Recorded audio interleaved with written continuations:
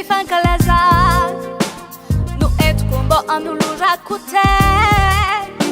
na dia kely aza ny fahitagnanay ny tompo mahita ny tsara to anatiko hirahira sy fankalazar no entiko eto anatrihanao zay nagnako tiao indofoko anao raiso an-tagnandro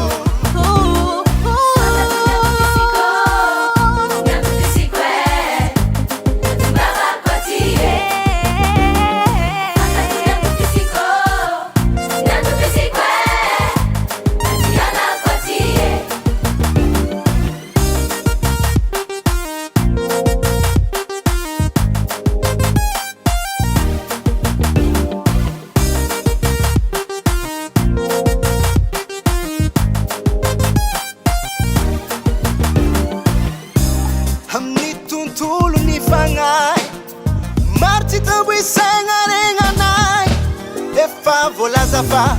fazao volumani ti faranzao ke aba baraka keto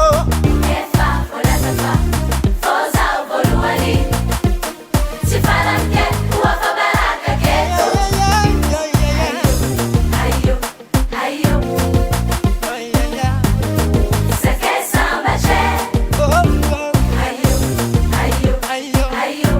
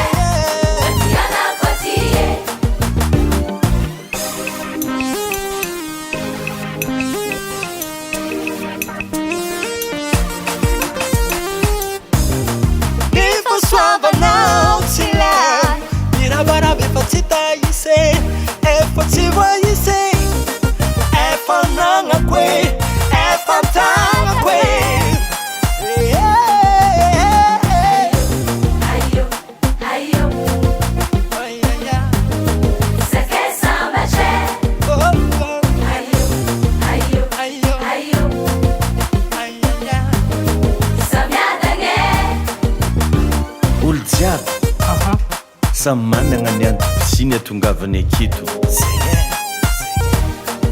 tsy voatery mitovy io fa zavatra important zagnahary tsy magnano foagna ny anjara efa tonga aminao